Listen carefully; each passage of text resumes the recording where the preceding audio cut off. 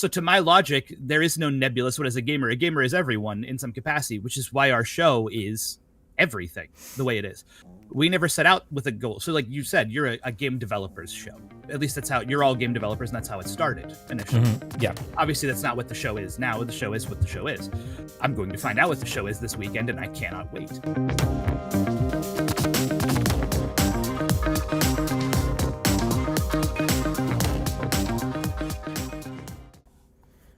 Good morning, everyone, and welcome to episode 44 of the Sandbox.Space weekly podcast. I am your host, Chris, joined as always by Pumpkin, who's right here, Baby, who's in my lap, and then, of course, every week we have a special guest. This week's special guest is Alex Kinnamon from the Pittsburgh Gaming Expo. How are you, man? I'm good. I'm tired. We just finished up our show last week, so yep. Looking forward to having a talk today. How are you?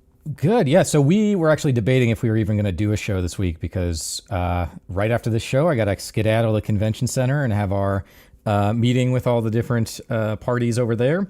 And so I was like, well, maybe we shouldn't do one. But then with you finishing your show, I thought it might be an interesting conversation. Normally I grab like articles and whatnot from what's happening in the games industry, and we kind of talk about that. But I thought we could do a very special edition, very special episode of the podcast, or we have one person who runs a show who just finished, and then of course me, who's about to go into it starting today. So I'm glad you could be on the show. Before we get too into it, why don't you just let the audience know a little bit about yourself and maybe the expo and how you got started and all that? Can do. So again, my name is Alex. I do so I run the Pittsburgh Gaming Expo with two other people. We kind of started it to, I keep joking that it's a swap meet that's gone wrong. As we now, I think, hit 6,000 people this year, which was not ever something we anticipated doing when we set out to do this. And then, yeah, so we just kind of jumped into it. And so this year was our fifth year. Technically, it's our fourth show. It should have been our fifth show. COVID made that fun. I'm sure you had some fun with that during COVID as well, doing shows. And then it's been a unique year because it's a long one. It's strange to talk about the show in a way that feels straightforward like this because it has been such a unique thing to put on this year that I don't even know how to talk about it sometimes. Mm-hmm. It's been such a unique show. So apologies if I tend to get a little rambly when it comes to talking That's about all right, the Gaming man. Expo. That's all good. Because it has been such a weird thing to do. So and coming off of it, I'm still kind of riding the high, so I'm still very kind of excited and childish about it right now. Nice. Were you able to pay for all your stuff? Yeah, that's what matters, right? Yeah. Just being able to keep it afloat. Every year it's better and better, so we're very excited. So it is a weird one though. Yeah, definitely without a doubt. My brain starts racing every time this topic comes up because I'm already trying to plan the next one. Sure. 2 days after, so you're like, how was your show? I was like, there was a show, and ADHD runs wild with us, so. Yeah, we actually, I texted you the other day, pump up the volume. Is it too low? Okay, let me pump up the volume a little bit. Was that better? I guess. Is it my fault? It could very easily be me too. Okay, sounds good on my side, but yeah. So I hit you up a couple days ago because we're trying to get our dates for next year, and just by I think happenstance, we've got a whole bunch of shows. So we've got the Cleveland Gaming Expo, Pittsburgh Gaming Expo, GDEX, all kind of in the same area. MatsuriCon's usually like, the beginning of September or late August. So we have a bunch of stuff, and we're trying to not to like bump into each other because we want to be able to help support each other without cannibalizing each other. Exactly. But then we also have here in Columbus, we have to fight OSU football, and so it's always kind of like figuring out when can we get a date for that. So yeah, I'm in the same boat. I'm talking to our folks at the convention center about when we want to do next year's show. But the OSU football schedule is not out, so I'm kind of just taking some guesses here and hoping for the best. But so how long? Being from Pittsburgh, we have that same problem. Steelers games will kill a show at the last 2 hours of it on a Sunday. It'll just disappear. It's very Yeah. odd. Well, our issue is that the football games are on a Saturday, which is also our busiest day. And so if there's a football game, all the hotels become super expensive. The traffic can get bad, and it just becomes a nightmare. So how long have you been doing the Pittsburgh show? So that's kind of a unique thing. So the show existed in two different forms. So the show started back before I ever got involved with the two partners that I work with on it. They started an old thing called the Pittsburgh Retro Gaming. Essentially, it was just a Facebook group for years. But they were doing local swap meets, things like that. It slowly evolved into a little micro con type thing. And then back in 2018, I started talking to them initially about like, hey, what if we made this bigger and more all-encompassing, and kind of took that idea. And so over the next year or so, we started working on it to try it for a 2020 launch, right? Which we discovered was a huge mistake about a week after announcing our tickets. Because we announced our tickets the weeks that the lockdown started, essentially. We had no way of knowing. So it was pretty funny. So we managed to, thankfully, build enough trust due to having the show before, due to me being, because I own a game shop personally. So I've been a vendor for years too. So all of our vendors were very cool. They let us, kind of pay forward a little bit. And we ended up just doing the show. So we've now done it. Technically, it's been almost 10 years, but PGX itself has existed for about five and a half. So long time. Awesome. It feels like a long time. It's probably not nearly long enough. Yeah. Well, Yeah. I think you mentioned 2020. A lot of shows didn't make it through 2020 or in the subsequent years, including big boys. I mean, E3's gone.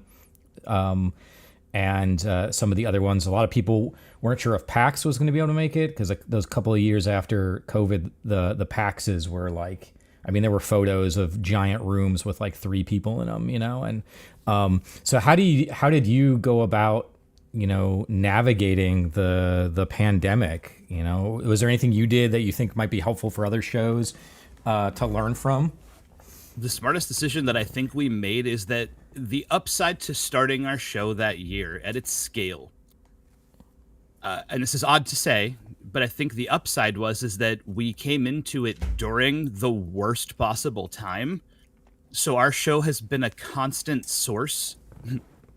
It's been a constant practice in crisis management since the day we started, essentially.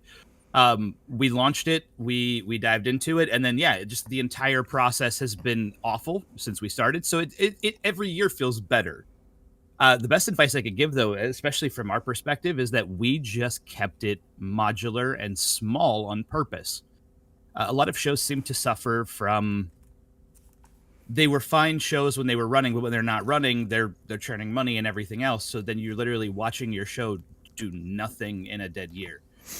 We built ours to be modular and scalable to kind of, I always joke that we're a gas, right? We'll fit any venue, any volume of a container that we have, we'll fit it. So we built it as such, like we try to own as little as possible and then build it out as we build it like a project, like like almost like event planners. We find the people to do X, to do Y, to do Z, and then we put them all together to put on the event. That way we're not stuck holding a huge storage bill, a huge facilities bill, a huge staffing bill, all of that then can't do anything during a crisis. Yeah. Where you guys, what's the venue you use in Pittsburgh? We use them in Rowville Convention Center, which is just outside of downtown, and thank God for it at the moment, because it has allowed us to do a lot of things that sometimes being directly in a city, but we're only 10 minutes, 15 minutes outside of the city, we're able to do things like have free parking and things that kind of really attract people to come to it in a way that is not driving in downtown Pittsburgh, which if you've never been there, A, go, but B, it's awful to drive in Pittsburgh. And people tend to not want to, which is weird. Yeah. I've been here forever, so to me it's just another place, but it is complicated to navigate. So we are beneficially a suburban convention center, which allows it to be big enough while also not being hard to get to for anybody. Sure. So that's the fun one, because that was something that happened to us this year. That was supposed to have been shut down before our show, which was a whole other strange year to deal with. So Yeah. we made some interesting, almost national attention for a minute. Thankfully, it didn't happen. Too bad. We literally got word in February that our contract was dead, and that our show was canceled. And was not because our contract was pulled, because essentially the owners of the building took it away from the leaser, or the lessee, who was an event management company who actually ran it as a convention center, and they were taking it to a different company entirely. And when they did that, we didn't know what to do. So we literally had to have a crash course in finding a venue to accommodate 100,000 square feet immediately, which only 2 places in the Pittsburgh metropolitan area can accommodate a show of our scale. Yeah. And the other place would have been impossible due to unexpected contract pull and a total different pricing structure, everything else. It would have been a unique nightmare, to say the least. So Sure. So that opens up an interesting question. So one of the issues we've had in Columbus and Ohio in general, and I'm kind of curious. I mean, so Pennsylvania is real interesting because you guys are like, you're almost like different worlds between the East and the West in many ways. But Ohio is kind of like a more centralized entity. But in Columbus, and Ohio, we spend a lot of effort on like attraction programs and pulling in things from out of state and trying to, we got the Intel plant supposedly coming in, the Facebook and Amazon and all that.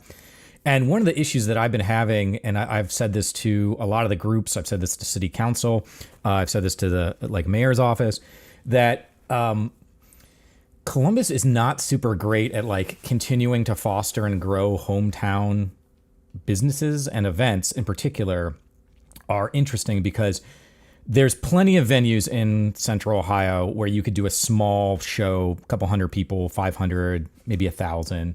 Once you start getting up to like 2,000, there just aren't places to go until you get back up into like the 5,000 person range. Otherwise, you have to go to the convention center, and that's a big jump both in size and expense when you're going from a smaller venue.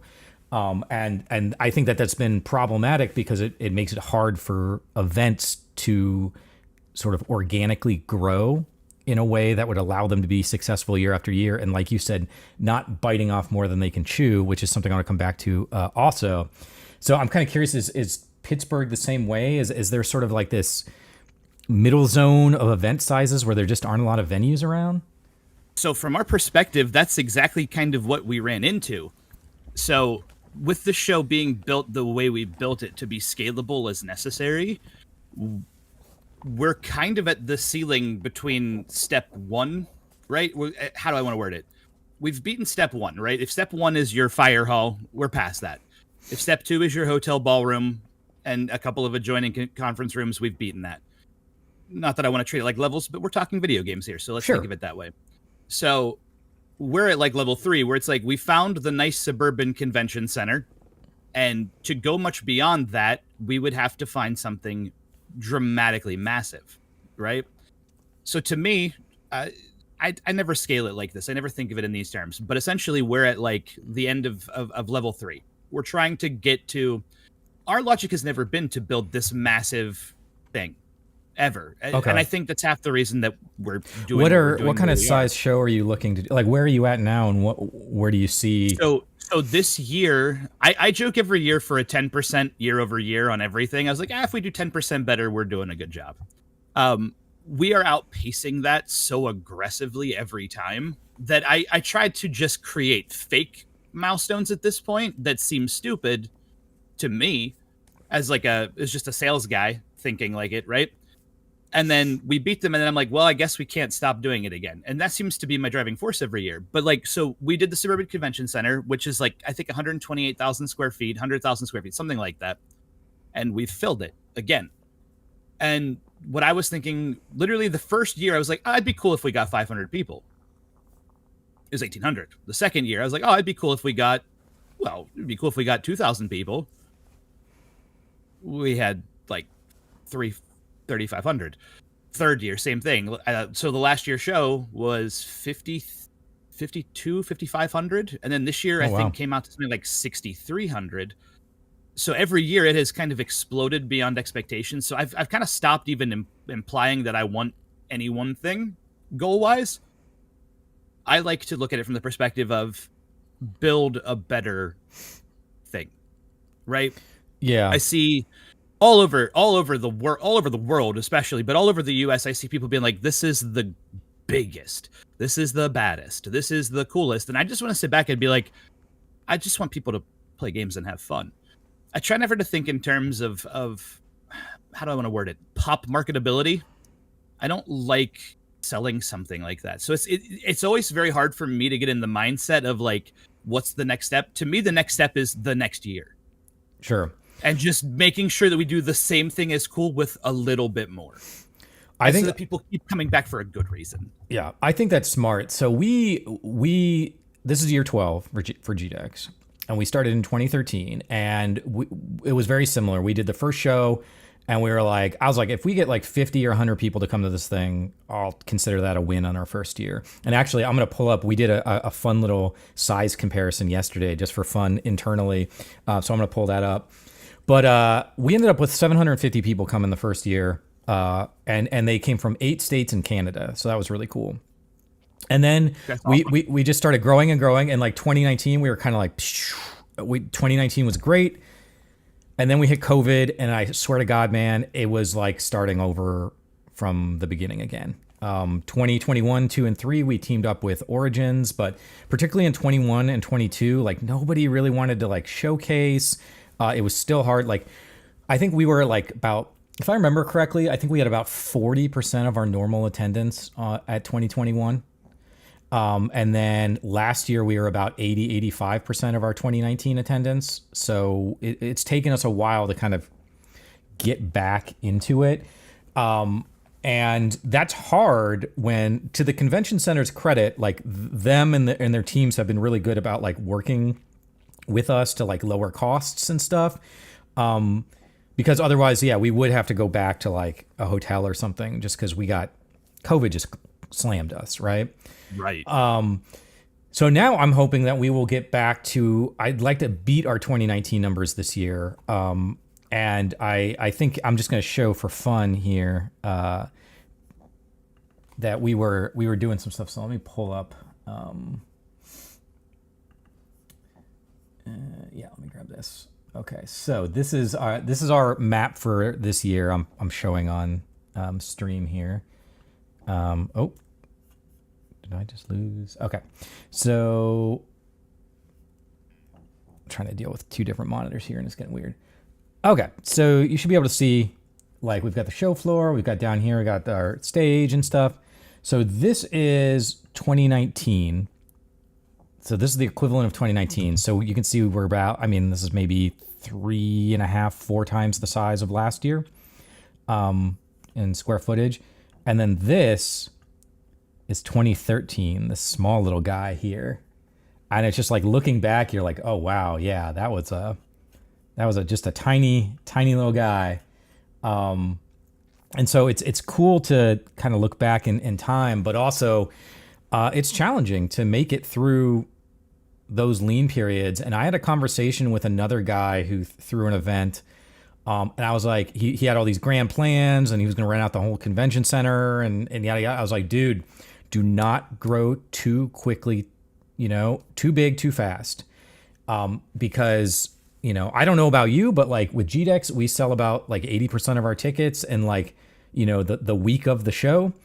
And so you can't always plan around what that's going to look like. And if you start spending all this money on the convention center and stuff, you are going to put yourself in a bad spot. Of course, he didn't listen to me, so we'll see how it turns out. But it's funny that you say that. You hit a phrase that actually is galvanizing to me as a different showrunner, because it's not one that comes up too often. And most people they kind of lack, how do I want to word it, the self-awareness for transparency to a degree.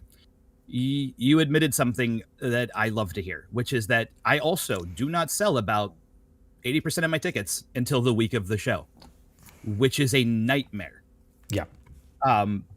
I wish we have offered, and this is very funny, and I've joked that this is a Pittsburgh unique problem, but I'm sure it's not. But I will tell people constantly in discussion, even our attendees, we would prefer it if you bought the discounted ticket. I will have people tell me that they do it so that they can spend more money. I'm not even kidding.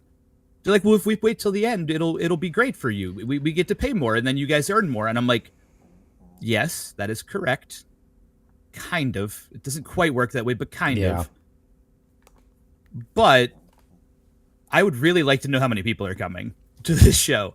I would help a ton to even have a better metric of who's truly going to attend that I can operate off of even a few more weeks before the show. Would be awesome. Yeah, there's a reason why shows do all these early bird discounts and these big early pushes. It's not like, not out of the kindness of our heart to give you guys a deal, even though we obviously want to support the community, but it's because we need to know who the hell's coming. Like, I'm paying for a bar, for example, for our concert. I'm doing a kickoff party. I was like, I need to know how many people are going to come, how many people are going to be in the venue, what are our food and drink costs going to look like. And what's staffing to put on what day, things of that nature even. Yep. Yeah, totally. And it's just one of those things where it's like, I mean, that's just kind of how it is, unless you get a show that's like PAX where they sell out in like, 2 days, where there's that sort of rush to get there. Which kind of brings me back to my question I asked you a bit ago. I always say, I don't want to make like a PAX. Like, that's not my goal. I would love to, like, at the very top, maybe be on like an Origin size where it's like, 15 to 20,000 people. But I don't want to get much bigger than that because, one, it's just monumental, like just how much work it goes into it. Like, I don't know. Logistical nightmare. Yeah. I don't know if people know, but like, so we are game developers and software developers. That's our day job. GDEX is a thing we do on the side. And so it just sort of like this year has encapsulated so much of our time. And eventually, it's going to get to the spot where we did have somebody we hired specifically to run GDEX, but he left for another opportunity earlier this year. And so we may need to hire somebody else again if we can afford it. But I want to be able to maintain this like vibe that we have. And I think if you get too big, then you start to lose it. Reed Pop, who runs Penny Arcade, you get the impression that they are there to run the event and make money. They don't really care about the other elements of it. As a yearly Star Wars celebration, or not yearly, but as a regular Star Wars celebration attender, Reed Pop runs them as well. It is an incredibly, yes, exactly. It seems very impersonal. It's dispassionate. Yeah, for sure. So I'm curious, do you have a size that you feel like, obviously you're not set in stone, but do you have like a size, whether it's square footage or attendees, where you're like, I feel like that would be a good space to be, I lack the, how do I want to word this? I am ambitious enough that I don't want to put a ceiling on it in the universe. But sure. Let me speak to you this way. Every year was plenty big. That's how I like to look at it, right? I was like, wow, last year was huge. Let's be careful. Mm-hmm. And then I just do that. I just say that every year, and then just increase the requisite staffing, change the schedule enough, and we just try to keep it running smooth. Now I am lucky. And I will say this right now. So a quick shout out to my other two showrunners who work with me on this and the volunteer crew that won't quit during the year. So we have some team leads who, like, even though they come in and every year they come in and they will start working the same time we do on the show. And I wish they would stop because I feel so guilty, but they love doing the show. But to the other two showrunners with me, we have the benefit of sharing the duties of the show and the more complicated aspects between essentially what I like to call the triumvirate of dummies, which is the three of us. We kind of do all of where I see a lot of showrunners will get kind of in the weeds on having to deal with all of these aspects. We all shoulder different aspects, which does make it a hell of a lot easier. Mm-hmm. That's the best way to describe it. But as far as a goal size, I have no such ambitions. I will grow this thing until it's unsustainable, but never at the expense of the customer experience. Sure. If that makes sense. Yep. Totally. So it's so hard to define a ceiling for me. I'm in Pittsburgh, which is very small. So to me, the ceiling is the city. it's Pittsburgh Gaming Expo. At some point, we will run out of space here to do the thing we're doing, and if that happens, awesome. Yeah. But like managing more than 15 to 20,000 people, I don't know if the stress is necessary in a way that doesn't erode the quality of the show. I never want to dilute what it is. And so thankfully being beneficially grassroots the way we are has been hugely beneficial to our staying power. You won't walk into the show and feel like you're entering a corporate dystopia, right? You don't see a bunch of companies, billboards all through the building. You walk in, and that's nothing against shows that take on major corporate sponsorship. I don't know that I would turn it down. I just don't know that it would. But my logic is, it probably makes sense to a degree. We tend to treat. Yeah, the way I look at sponsorship is that, and to be honest, of the 13 years that the 12 years we've done this, it's never really been much of a problem. There's been a few sponsors, like we said no to like a vaping company once, and a few others, sort of similar. But I am like, hey, this is our vision of the experience we're trying to create. And if coming on board and supporting that vision is valuable to you, then that's great. And if I can help you with some kind of like experience or activation or promo push or something, I'll do that. But I'm not going to let a sponsor come in and kind of like have their way with the thing. And so far we've been really lucky. Like this year we've got Midwest Games is coming in, and they've been great. They're going to do some cool stuff. Xbox is a sponsor this year. Unity is a sponsor this year. We've had PlayStation in the past. Sense. Yeah. It's when you see. I'm referring specifically to like this company who does alternate energy sales. This company who does things that are completely agnostic to the experience, or actually antithetical to what you're doing, like a window company, right? Yeah. We will absolutely take on sponsors that are in the same vein. We have a coffee company this year that's coming in. It's like a nerd-based. It's a nerd-based coffee company, like they're Dragon Roost Coffee. Which is rad. I totally agree. And I also think that like one of the things that I'm trying to do a little bit, and this may be just a difference in our kind of missions in some way. Right. So one of the big things that I'm trying to do, the reason that GDEX exists is to be a platform to help developers and others be successful, showcasing their products, learning about the industry. You know, we have a developer day. We're very game dev focused and a lot of stuff. That, actually. Yeah, awesome. I'm excited to have you out. Which I should have mentioned. Yeah, you're coming out this year, so you can check it out. Yeah. And so for example, I am always trying to find relationships that help guide the game dev vision, but I'm also trying to convince people that gamers aren't these like weird entities. I literally just had a conversation about it with one of our radio partners, and they're like, because gamers are blah blah blah. I was like, dude, I want you to just take a break for a second and stop thinking about what you think a gamer is, because Nationwide Insurance, right? Like they're a big sponsor of community events here in Columbus. Never sponsored us before. Right. And there's all these like ones like, dude, gamers need insurance. You know, like I'm trying to break this idea of what a gamer is so that these other potential sponsors and partners realize that like these are just normal folks. I'm 43. I've been a gamer since, pretty much my existence. I was born in 81. There are lots of opportunities to kind of break that mentality and that stereotype. And so that's a part of what I'm doing. So I'm a little bit more open to some of the, quote unquote strangers. Window company, maybe not, but like an insurance company, I probably would do. We have too. It's funny. I had you mentioned insurance. I talked to the guy who does our underwriting and stuff like that. And him and I literally we're having a talk about it. I was like, there's an opportunity. Gamers collect expensive things. Yeah. They're a target demographic for you to literally like underwrite a collection for them. Like these are the people who are meticulous enough to maintain the records of what they own to make your job easier, theoretically, while also being like an opportunity for investing in your customer base too, with better policies and things like that, or specifically tailored policies to what they have. And thankfully, our insurance guy, he's a game collector too, and he was immediately logged into it. So even like our weirdly like things that would seem non-adjacent to what we're doing, I'm finding that everyone.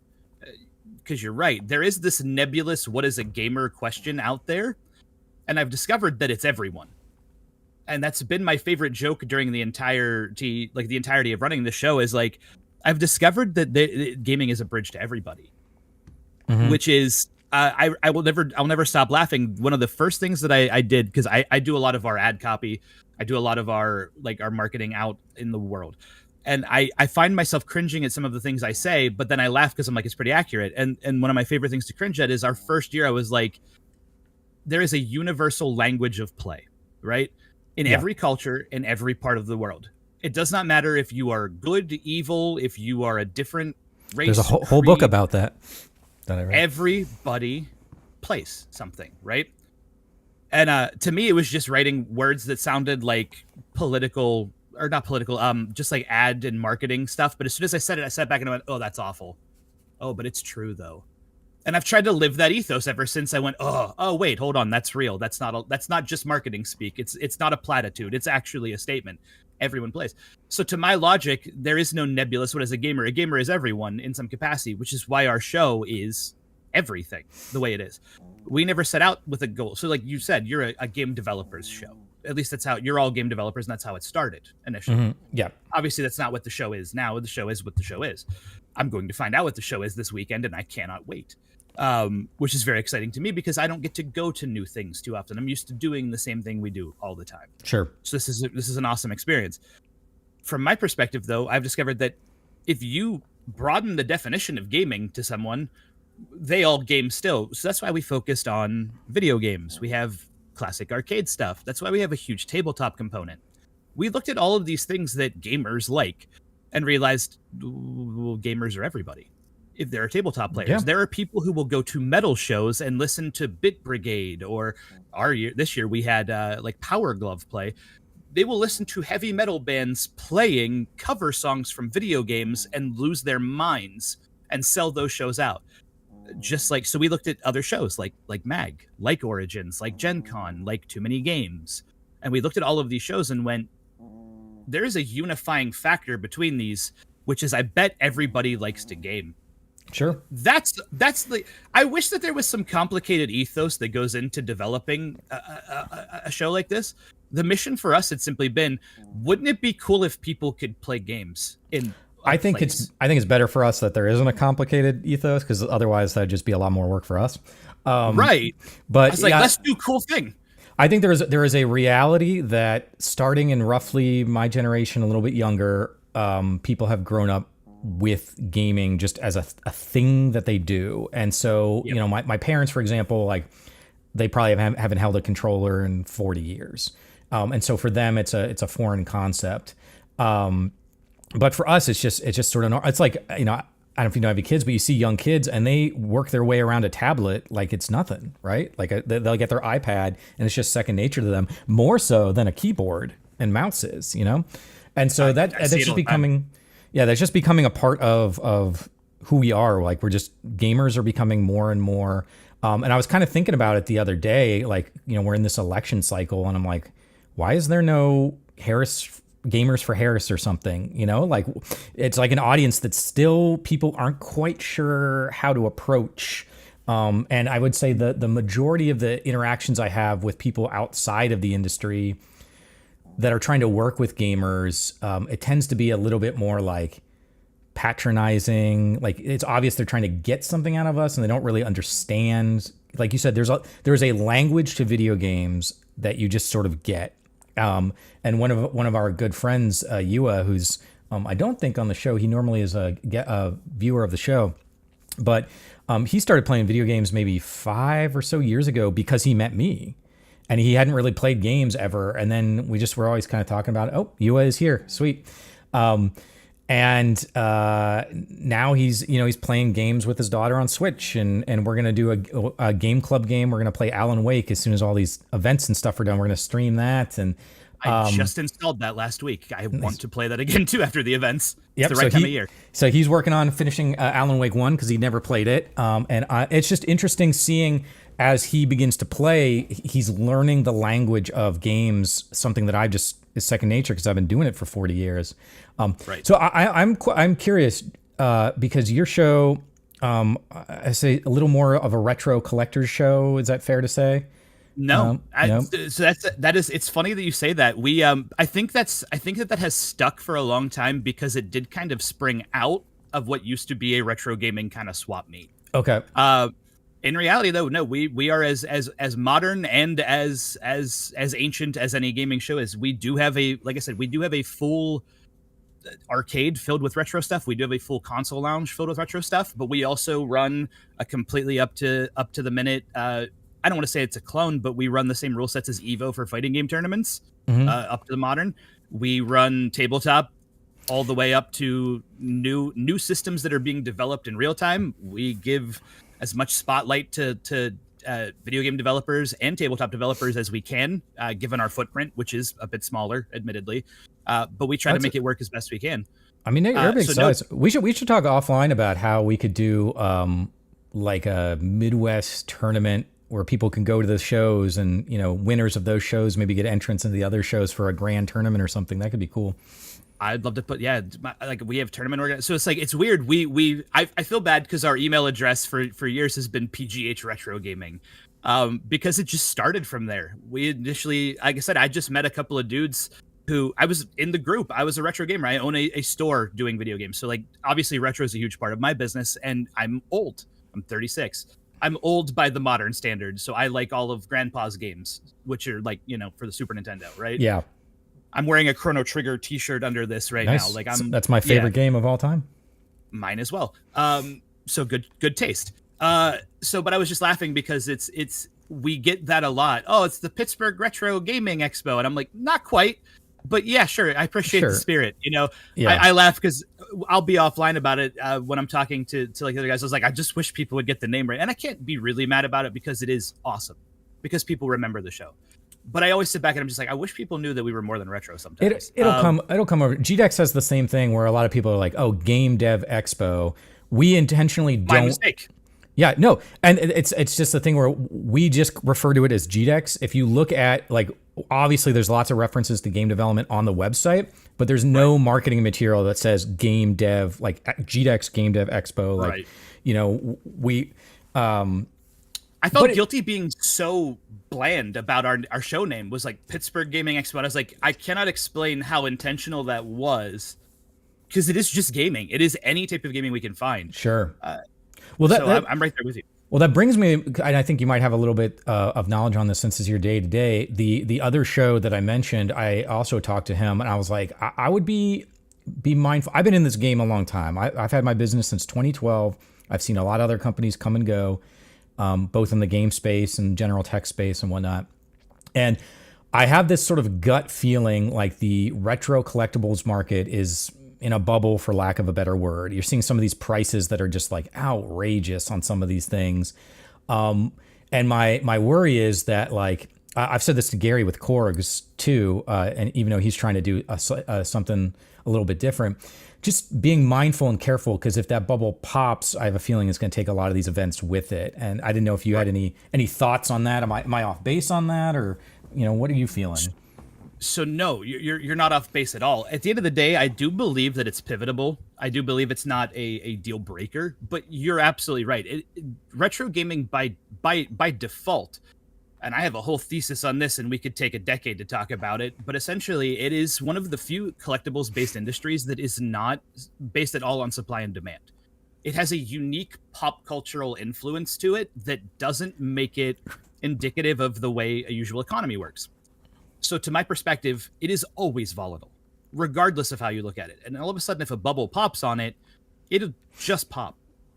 And that's that. But it's still going to have product availability. But the same thing that keeps it so volatile, which is a combination of pop culture influence, actual supply and demand, the actual economy around it, but then also just the whims of price fixing on the internet. Is like, as strange as it sounds, it's part of it. Look at all of the chaos surrounding the heritage auction stuff from a few years back. And like the WADA and the grading of games and how that affected the economy of it. Yeah. It will always find a new way to be volatile. It'll always find a new way to be valuable. So even though it came out that all of the WADA stuff was and all of the Heritage Auction stuff with it was suspect. I'm not going to weigh in on whether I think it's good, bad. Just we'll say suspect. Okay. Prices didn't drop to below what they should have. So you couple that with the spending economy that we had during COVID, where people were trying to hustle new businesses, which is good, because we had a benefit of an economic stimulus during it. So good on it, right? But prices have not, they are starting to come down consistently again all over the market around it. And so they're slowly coming down, but they're never returning to pre-COVID levels. Yeah. Yet. Yeah. I don't want to assume, because it is volatile. The wind could shift tomorrow. A new season of Stranger Things could come out tomorrow with a new reference to a video game at the end of the 80s or the early 90s that will completely sway the market on a title. Sure. As silly as it sounds, that's what keeps happening. Is you'll see these references in TV. You'll see a YouTuber who got really popular talk about a game that's awful. And sorry, I'm trying to keep this out of my way. You'll see all of these things happen where all of a sudden a game, even that's bad, even that's incredibly open. My dog is having a unique time with a rope toy. Oh, I remember I sold a lot of my games during COVID because Right. I was business was rough. I was going through a separation with my wife. Like I was just like, I got so much shit. I just need to clear it out, start making some money, paying off some debts. And I had everything kind of like in my living room, sort of like in like the Super Nintendo stuff was here and N64 stuff was here. And one of my friends came and bought all my like Super Nintendo stuff. And he looks over at my Virtual Boy section and he's like, "Oh, you got Jack Bros?" And I was like, "Oh yeah." He's like, "Dude, the box for that thing's like $400 alone." I was like, "What?" I was gonna put it up for like $50 or something, right? I was like, "What?" I was like, I bought Jack Bros for like $5 from Blockbuster in a bin they were just getting rid of it in. I have never heard anybody even say those two words together in 30 years. And Right. now that game's worth like $700. It was wild. A lot of those games went crazy too. That essentially you could have a game that sold awful, but because of its lack of sales, it would be like ordered return, like return to factory or return to destroy. So we'd get like an RMA situation. All of a sudden now there's less of them. You know what I mean? Yeah. I found that a lot of the rarest games were not the best. They were sometimes just the least selling. Sure. But then also sometimes the rarest games and the most expensive games are also the ones that are just so pop culturally prevalent, you can't get rid of them. Yeah. And that drives the interest in them. So like things like Earthbound and Chrono Trigger, they're very available quantity wise. The problem is people really And I don't understand that, because when I was growing up, like it was me and another friend were the only two people that ever played Chrono Trigger. And like, I love that game. And like Earthbound, I never heard until like maybe 5 years ago, nobody ever was talking about Earthbound. And so it's kind of interesting that I'm glad that they are, because they're awesome games. And I'm glad that people are like, beginning to know about them. But it is weird how some of these games just pop back up and like into the zeitgeist when nobody was talking about them when they first came out. But then it's like you hear about like the movie The Thing, like that was universally panned when it came out, and now everybody loves that movie. Like the movie's great, and so stuff comes back around.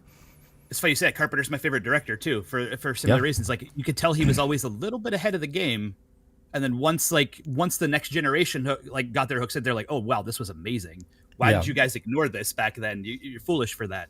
Yeah, totally. Totally. And I do believe that we could go into a whole topic about how I believe emulation played a huge role in Super Nintendo's like kind of persistent love over the years, because it was easy to emulate and everybody could emulate it even fairly well in the early 2000s. So the system never had a chance to die to people. Yeah. And then as soon as the 2000s hit, all of a sudden you have this ROM scene that shows up.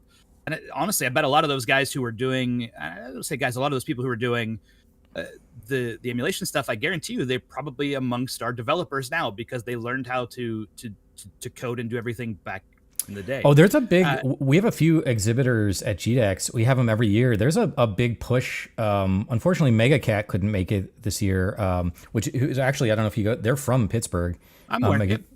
But James Deegan, he normally comes and but I guess he had a little girl a couple weeks or a month ago or whatever. So, but there's been a really big push for retro game development, like actual cartridge game development, or at least retro, not ROMs, but actually trying to make retro games that play in old Game Boys and stuff. Do you know Tim Hartman from 8-Bit Legit, Retrotainment, by chance? No, I do not.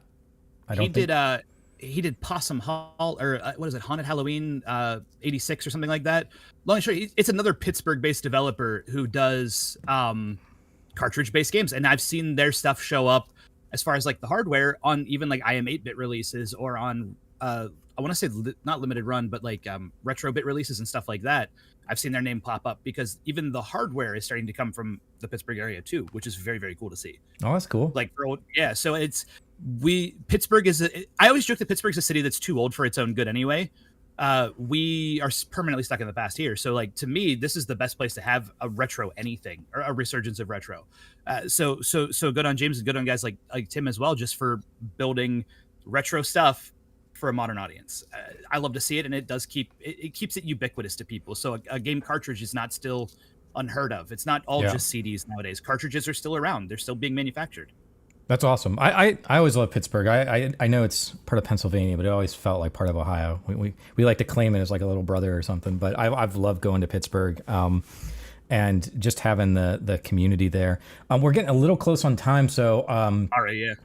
I don't know if you've got a hard stop at any point, but I just want to sort of, I guess, talk about maybe the future and where we think some of the events are going, and where we think the community is going, and then ultimately like how maybe we can all work together to help support each other and spread the word and whatnot. So I'm just now that you got your dates for next year, I'm kind of curious your thoughts on is there anything that you are thinking about doing? Obviously you don't have to confirm or announce anything, but if there's anything percolating in your brain, they'd be like, oh, it'd be cool to do next year that you're thinking about right now. I always think it's weird. My goal is to always be happy if I can recreate last year, right? So to me, yeah. So our dates for next year are, what is it, October 3rd through the 5th? Through the 5th, yeah. I feel bad because we literally are all playing hopscotch right around these October dates that happen to drop. Which, thank you, by the way, for being a different weekend than me. I appreciate that. We were not so lucky. We lost. So it's funny. You're like, what do you want to add new? And I'm like, I want to get my tattoo artists back. And it's not their fault, but like a big tattoo convention happens the same weekend as ours now. They moved their dates out of nowhere to ours. Yeah. So I lose a huge chunk of our tattoo base and I would never begrudge them because that's their show. I totally understand. But, I don't know. My goal is to always just be like, how do we take last year and because every year he's like, we're going to get double the video games. We're going to get double the tabletop. I was like, hold on, we're out of room. Let's do 10% more. Let's do a few more of each. Yeah. Let's get a little better. I was like, I always feel bad because I'm the guy being like, let me rain on this parade real quick. We had a great year. Let me jump in real fast because as somebody who's run a business again for over a decade, like that's how you do it. Like you take it a little bit at a time and you realize like when it comes to events, if you can create an event that people groove on and then if they look forward to coming back next year and doing that same exact thing and grooving on it again, like I go to Origins almost every year. Like we've partnered with them again for the past 4 years or whatever. But Origins was the first gaming convention, the first convention really I'd ever gone to when I was like 16. And I would go. Yeah, and I would go and I would just go to be able to sit and play board games with my friends at their like board game checkout area. And like that's all I needed to do. And like, I'm sure they added other stuff, and I was like, that's fine to draw other people, but I found the thing that I liked.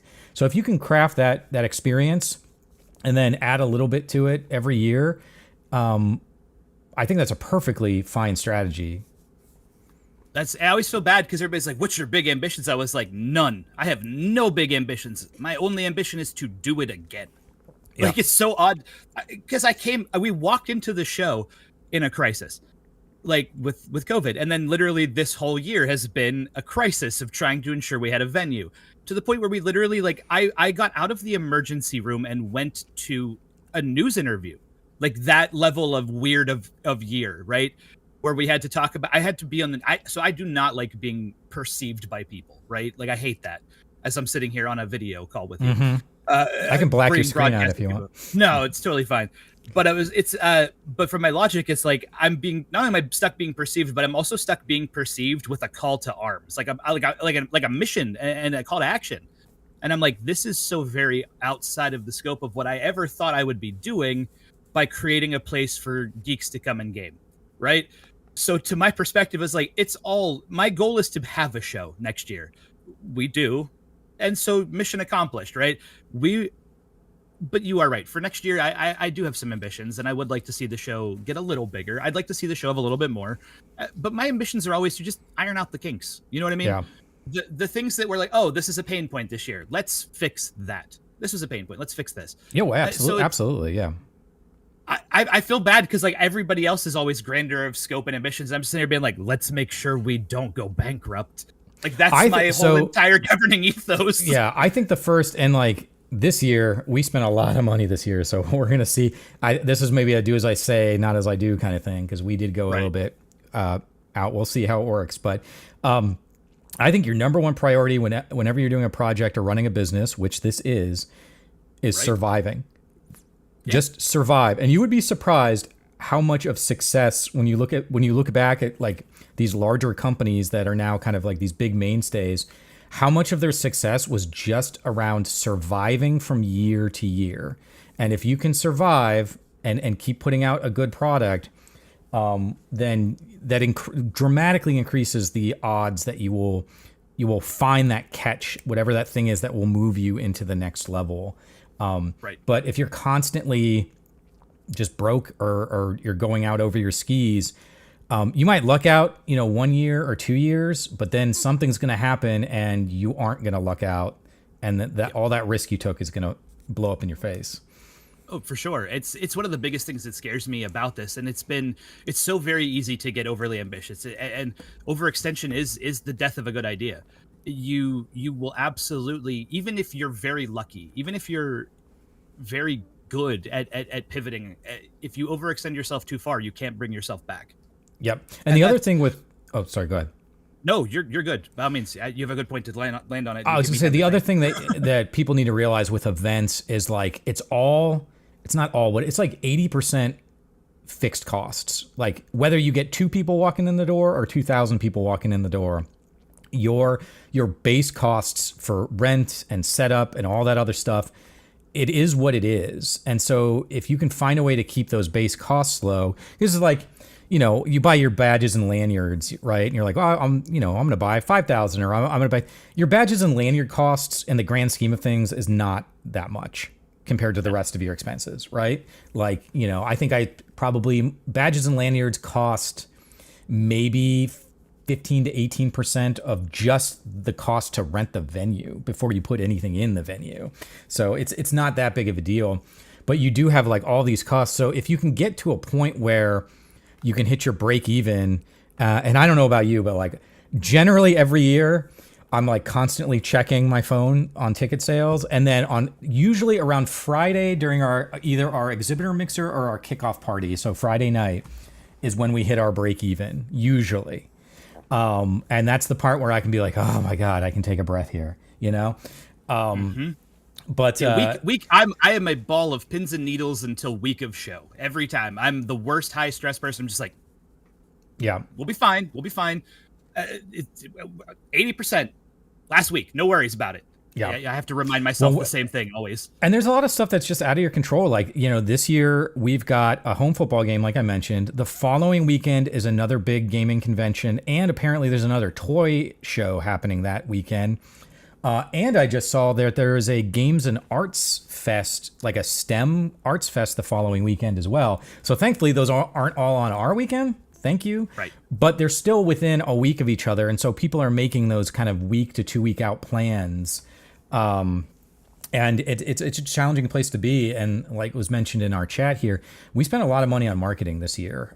So we did billboards, flyers, yard signs, radio ads, social media, all sorts of stuff. We actually upped our billboards this year, and the results were fascinating to me because it kind of goes back to what we were talking about earlier. It's like everybody has gamed, even the older generations to some degree have gamed. I was genuinely shocked at the benefit of a terrestrial based marketing compared to say social media. Yeah. billboards and kind of conventional marketing, they have a place still in the greater marketing landscape, I believe, because I was genuinely surprised at how much how cool of a benefit those may have actually added to our show, where there's this ubiquity of social media marketing that's so tailored to people that I actually think that people have learned how to tune it out. And I think Yeah. this whole notion of social marketing the grassroots side of it will work fine when you have your conventional shares of it from people who actually like your show. But I do think that there is still to be said for like radio ads and billboards and things of that nature. I do think they still belong in the grander scope of even this kind of show. I believe they're still kind of important for. Well, I hope so too, because we spent a lot of money on them. So we'll see what our digital billboards do. I will say, from my I hope that your experience is the same or better than mine, because you will be pleasantly surprised. Let's hope, right? Yeah. Because I found myself genuinely shocked that I was hearing, when I would ask people, like, where'd you hear about it? Like, I saw a billboard. I'm like, that's weird. Cool. Yeah. Didn't expect that to be a real thing. I was like, this is a gamble. Let's see what happens. Yeah, totally. That's awesome. I mean, that's how I also feel about, we're doing radio ads. That's how I kind of felt like, I don't know, do people really listen to the radio? But, we'll throw a little money in it, see what happens. I think radio's a beneficial hostage situation, right? Yeah. Like, a lot of people are stuck listening to radio at work. They're stuck listening to radio on their drive for some reason. I don't know if they don't have an aux cable. I'm so sorry. I'll help you. Please call me. I'll help you find an aux cable. But that's my logic is like, I do think that even these things that we take for, like, we throw away. And it kind of, I could make some big sweeping comparison about how retro is still big and point to that being the reason is people still like the things they liked when they were kids. So sometimes that means just throwing on the radio and hearing the ads. But the old ways aren't inherently dead around these things we're doing. Even though we're trying to modernize it, it's still beneficial. I am also a believer in the idea of the touch points. Like, you need 3 to 5 touch points for it to sink into a person. And I don't have anything to prove this, but I do have the gut reaction alongside with you, where I think a lot of content online just gets filtered out by our brains, not really looking at it. And so I think when you're out and about in the real world and you see a billboard or you see a yard sign, I do think that means a little bit more. So we'll see.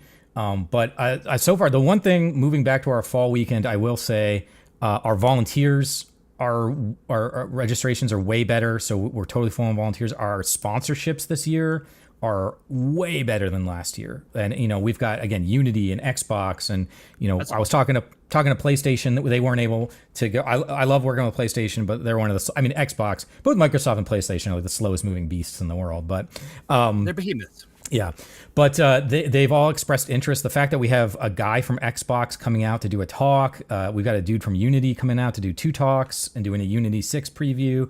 That's really cool. And so we just have a lot of, we've got a speaker wait list right now. We've got an artist wait list. Our booths are filled. So, like, moving back to the fall has shown a lot of promise. So if those are any indication of ticket sales, then I think we will be in a pretty good place this year. And I'm noticing a lot of school and academic involvement this year. So we'll see, man. We'll see. Well, we're kind of at our time here. Is there any last things you want to throw out there, chat about before we wrap up? No, this was pretty smooth and straightforward. I apologize for my technical issues and lateness, unexpected, and I do apologize for that. Thanks for making it smooth to hop in, though. Hopefully it wasn't a huge problem. Oh, no. But yeah, no, ultimately though, just I'm excited to actually come out to the show. The vibe that your show puts out, because again, I can only do so much cursory research before I get there. I'm very excited to see what you're doing differently, because I have wanted to go to a show that does, obviously, from my perspective, so I like doing game dev as a hobby, right? Like, that's I'll open up Unity or Unreal. I was messing with Godot. I do art from the perspective of, like, my hobby is to do pixel art, right? Like, I love doing it. It's just very fun. I'll sit there with a sprite, stuff like that. So I'm actually excited to go to a show that was started by developers, right? So even if your show is not specifically a game developer's show, it certainly has the spirit of somebody who came from that world, who put it together, so to speak. That's how I want to look at it. Yeah. So I'm excited to actually go to this show just from that perspective alone, just to see like what changes in a show based on where it started from, right? So I'm just excited to come out and see a show that has game developers as part of the communication, who has speakers who develop games. I would like, as a showrunner, I would love to have more of that in my show too. And it's not to see like I'm going to come crib your ideas. It's like we don't have new games without people making games. So to me, it's like I want to see all of it. Well, and I'll say too that, you know, of course we have to be careful on our weekends because we're kind of all over each other. But like, I do not view this community. This is not my community, right? This is a community that we have built and support. And I always tell our devs that like, I am happy. That's why we work with Matsuricon and Cleveland Gaming Classic and some others, Korgs. If I can help provide an opportunity for you to showcase or get connected to somebody, I will do that. So whenever another show comes up and they're like, oh man, I'd love to have some developers, I'm like, okay, well, let's talk. Let's see what we can do. We call them our GDEX side quests, where we have a GDEX presence and it's like a mini GDEX where developers are at other shows showcasing stuff. I think I met you at one of those actually. Oh, yep. Well, I mean, yeah. Did you do that at CGC too? Yeah. We met at CGC a couple weeks ago. Right. Or a month ago. Yeah. Yeah, that felt like last week, but yeah, you're right. That totally. Was a while ago. Yeah, you've been in your hole for a couple of weeks here, but I think you will find a lot of fun stuff. We're doing some new things. We got our trivia this year. We've got concerts. We've got kickoff parties. We got a lot of fun stuff. So I think it'll be a good time. Awesome. Well, Alex, thank you so much for being on the show. I really enjoyed chatting with you. Likewise. This has been episode 44 of the Sandbox.Space weekly podcast. Again, this is GDEX week, so www.thegdex.com. Don't forget the to buy your tickets, and hopefully we'll see you there. But again, I am Chris on behalf of myself, Baby Pumpkin, everyone in the audience, and our special guest Alex. Thank you, and we will see you next week.